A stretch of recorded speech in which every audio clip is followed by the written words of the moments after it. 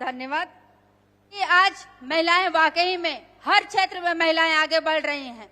महिलाएं अंतरिक्ष तक पहुंच रही हैं। महिलाएं कलेक्टर बन रही हैं, महिलाएं सेक्रेटरी बन रही हैं, महिलाएं एसपी बन रही हैं। ऐसे कई उदाहरण महिलाओं का हम देख रहे हैं। हम 33% आरक्षण की बात करते हैं तो कहीं न कहीं 33% आरक्षण में भी हम माताओं को अभी फिलहाल में जिला पंचायत, जनपद पंचायत, सरपंच, पंच, विधायक, सांसद हर रूप में देखे होंगे तो महिलाएं ज्यादा बढ़ चढ़कर आगे आई हैं। ज्यादा चुनाव अगर निर्वाचित हुए हैं तो महिलाएं हुए हैं। तो कहीं न कहीं महिलाओं को आगे लाने का काम हमारे माननीय मुख्यमंत्री, हमारे माननीय देश के यशस्वी प्रधानमंत्री नरेंद्र मोदी जी कर रहे हैं। क्योंकि जब समाज आगे बढ़ता है तो महिलाओं की भूमिका विशेष तौर पे रहती है। अगर महिलाएं घर पे बैठ जाएं, अगर महिलाओं की भूमिका अगर समाज को आगे बढ़ाने में नहीं रही तो समाज वहीं पे स्थिर रह जाएगा। तो कहीं न कहीं महिलाएं आज हर क्षेत्र में आगे आने का काम कर रही हैं। हम अभी कल ही माननीय मुख्यमंत्री जी ने लखपति दीदी, माननीय डिप्टी सीएम जी इसमें उपस्थित थे, सम्मानीय विजय शर्मा जी। कल लखपति दीदी जिसे माननीय प्रधानमंत्री जी ने लखपति दीदी का नाम दिया है, और कल हमारी माताएं बहनें लखपति दीदी बनने के साथ महिलाओं की इच्छा देखिए कि लखपति दीदी के बनने के साथ उन्हें इच्छा है कि हम अभी लखपति दीदी हैं, आगे आने वाले समय में हम करोड़पति महिलाएं बनना चाहते हैं, करोड़पति दीदी बनना चाहते हैं। तो ये महिलाओं की दृढ़ इच्छा शक्ति है। तो कहीं न कहीं महिलाएं हर क्षेत्र में आगे बढ़ रही हैं। एक उदाहरण मैं बताना चाहूंगी हमारी अनीता कश्यप जी का। अनीता कश्यप जी आपके बस्तर क्षेत्र की ही बिटिया है, बहू है, वो लखपति दीदी है, और उनके माध्यम से हमारी माताएं बहनें प्रेरणा लेके आज स्वयं सहायता समूह के माध्यम से जुड़ के, स्वरोजगार के माध्यम से जुड़ के अपना आर्थिक स्थिति मजबूत कर रही हैं। वो छोटे छोटे उद्यमी स्थापित कर रहे हैं। छोटे छोटे अभी हमारी माताएं बहनें 5 जिलों में जुड़ी थी। वो कह रही थी कोई पार्लर खोला है तो कोई ठेला चला रहा है।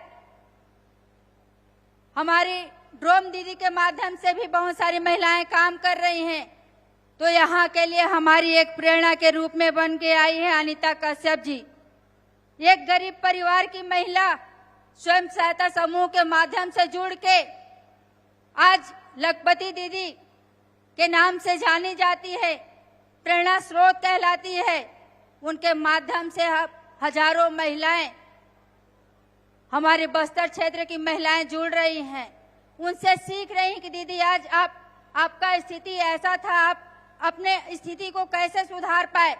तो कहीं ना कहीं हमारे सरकार की योजना के माध्यम से महिलाएं आगे आ रही हैं और आगे आके अपने आप को, अपने परिवार को, अपने समाज को और राष्ट्र को मजबूत बनाने का काम कर रही हैं। मैं बात कर रही थी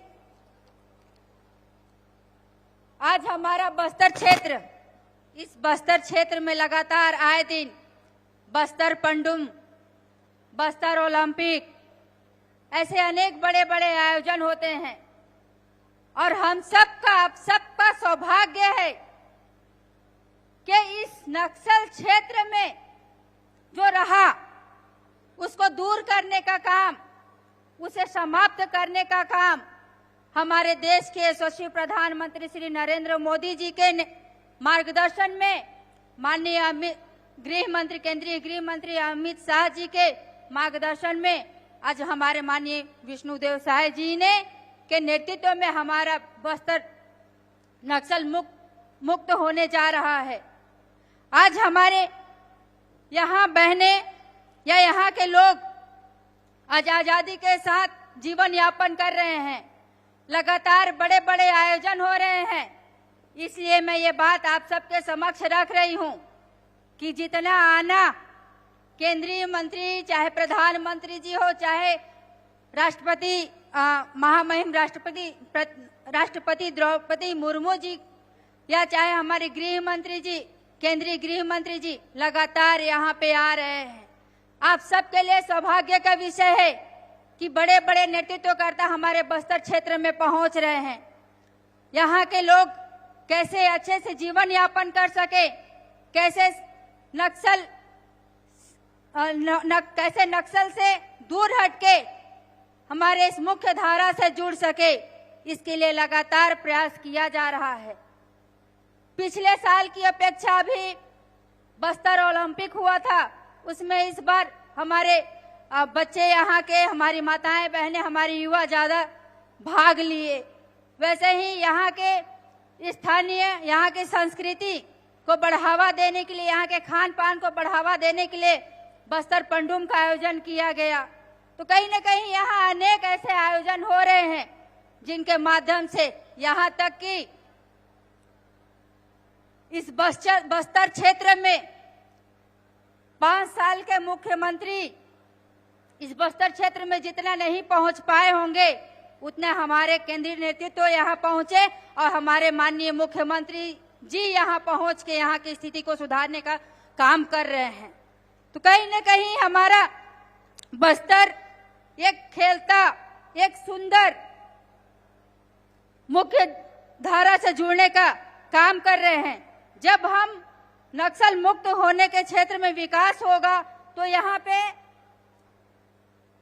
शिक्षा की व्यवस्था ठीक होगी, गांव-गांव में शिक्षा स्तर पहुंचेगा, स्वास्थ्य की सुविधा पहुंचेगी, बड़े बड़े स्कूल कॉलेज खुलेंगे, मेडिकल कॉलेज खुलेंगे, हमारे बच्चे पढ़ाई करने के लिए स्कूल जाएंगे, हमारे बच्चे अच्छे से जीवन यापन कर पाएंगे, हमारे बच्चे मुख्य धारा से जुड़ पाएंगे। इसके लिए हमारा सरकार लगातार प्रयास कर रहा है।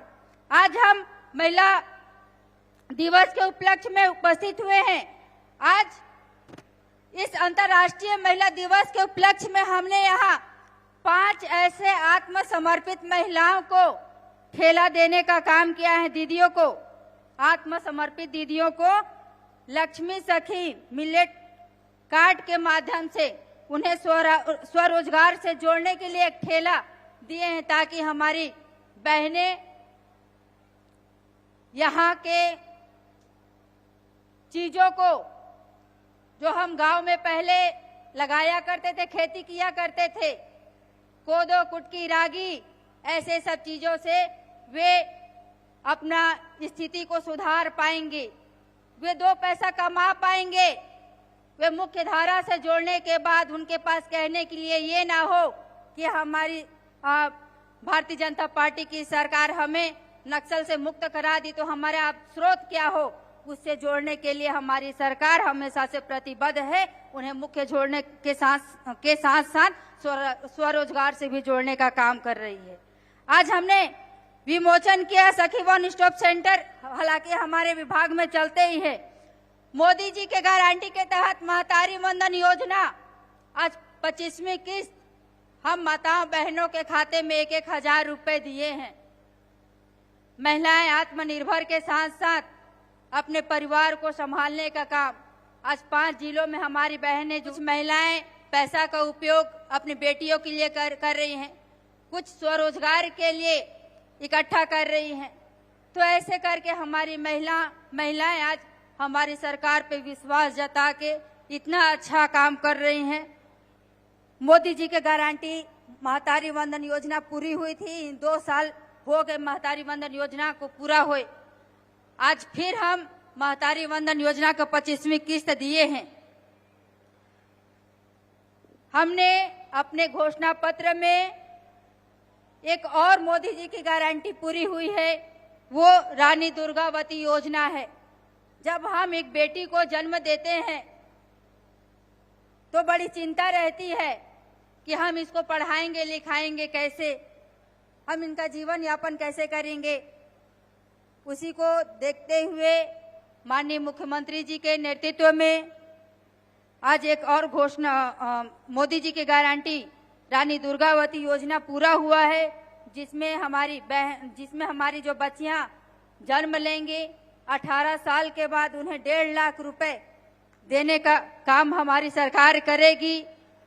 कुपोषण पे भी मैं फोकस डालना चाहूंगी, क्योंकि हमारा बस्तर संभाग, हमारा सरगुजा संभाग, अगर हम देखें तो कहीं न कहीं शिक्षा का अभाव के कारण या और भी चीजों के कारण हम अपनी स्थिति को, हम कुपोषण से मुक्ति नहीं पा रहे हैं। इसके लिए हमारी सरकार अभी कुपोषण मुक्त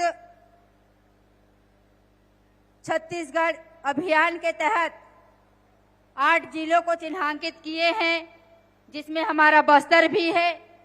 जब हम कुपोषण से दूर हटेंगे, जब हमारा कुपोषण का स्तर पूरा घट जाएगा, तो निश्चित तौर पे आने वाले समय में हम समाज को आगे बढ़ा पाएंगे। हमारा समाज आगे बढ़ेगा, हमारा परिवार आगे बढ़ेगा, तो हमारा समाज आगे बढ़ेगा, और जब समाज आगे बढ़ेगा तो हम विकसित राष्ट्र की ओर आगे बढ़ेंगे। जब मैं आ रही थी माननीय मुख्यमंत्री जी के साथ, तो मुझे एक चिंता हो रहा था। जब हेलीकॉप्टर में उड़ रहे थे तो चिंता इसलिए हो रहा था कि अभी हमारी माताएं बहनें का एक समय है। समय इसलिए भी कि गर्मी का सीजन आ जाता है तो महुआ जानते हैं ना, महुआ जानते हैं ना, महुआ उठाने जाते हैं जंगलों में। और जब जंगलों में महुआ उठाने जाते हैं तो पत्ता नीचे गिर गया रहता है, तो उसको हम जलाते हैं।